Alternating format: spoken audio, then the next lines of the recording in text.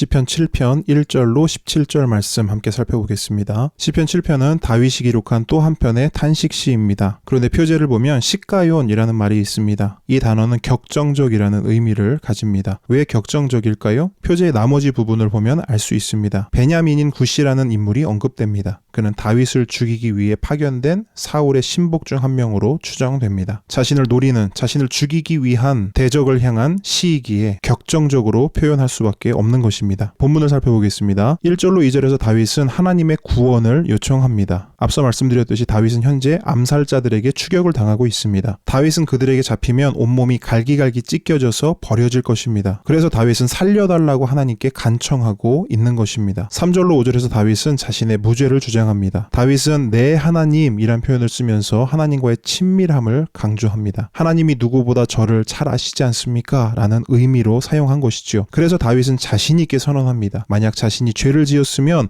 원수에게 죽임을 당해도 괜찮습니다. 라고 하나님께 말하는 것입니다. 6절로 9절에서 다윗은 하나님의 공의로운 판결을 요청합니다. 다윗은 먼저 하나님의 일어서심을 간청하는데 진노로 일어나셔서 그 진노를 대적들에게 쏟아 대적들을 막아달라는 것입니다. 이러한 표현은 자칫 하나님을 일하지 않는 분, 수동적인 분으로 묘사할 수도 있습니다. 하지만 다윗은 그런 차원에서 이런 고백을 한 것이 아니라 공의로운 하나님께서 자신과 대적을 심판대에 세워 판결해달라는 의미에서 이러한 표현을 사용한 것입니다. 다윗은 그 심판대 앞에 서기만 하면 하나님께서는 사람의 마음과 양심을 보시는 분이기에 공정한 재판을 받으리라 생각했습니다. 10절로 13절에서 다윗은 더 적극적으로 판결을 요청합니다. 다윗은 언약 백성의 방패 되신 하나님을 의지하고 있습니다. 방패 되시겠다는 약속은 하나님께서 아브라함과 언약을 맺으실 때 하셨던 약속입니다. 하나님 백성을 향한 변치 않는 언약인 것이죠. 다윗은 바로 그 언약을 붙잡고 하나님께 간청하는 것입니다. 그러면서 다윗은 하나님이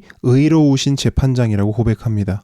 의로우시기에 죄에 대해서는 매 순간 분노하시는 분이라고 말합니다. 이러한 표현은 하나님이 항상 화가 나 있는 분이라는 것은 아닙니다. 하나님은 의롭고 거룩하시기에 단 한순간도 죄를 용납할 수 없는 분임을 말하는 것이죠. 그래서 하나님은 죄에 대해서는 늘 칼을 갈고 계십니다. 이미 불붙은 활도 당겨놓고 계십니다. 죄를 용납하지 않으시는 분이기 때문입니다. 14절로 16절에서 다윗은 악인들이 어떻게 심판을 받을 것인지에 대해서 설명합니다. 다윗은 악인을 각종 비유로 묘사하고 있는데요. 악인은 죄와 간통하여 악을 잉태한 자라고 말합니다. 그리고 결국 출산을 했는데 거짓을 낳게 되었다고 말합니다. 이러한 악인은 자기 자신뿐 아니라 다른 사람에게도 영향을 주는데 악이 얼마나 성실하고 부지런한지 계속해서 구렁텅이를 파놓는다고 말합니다. 이러한 비유를 통해 죄는 죄를 낳고 악은 또 다른 악을 만들어낸다는 것을 알 수 있습니다. 그런데 하나님은 심은 대로 거둔다고 하셨습니다. 악인은 자신이 낳은 악으로 인하여 멸망할 것이요 자신이 파놓은 구렁텅이에 스스로 빠지게 되어 망하게 될 것입니다. 17절에서 다윗은 의로우신 하나님께 감사와 찬양을 드립니다. 다윗이 감사할 수 있고 찬양할 수 있는 것은 하나님의 의로우심 때문입니다.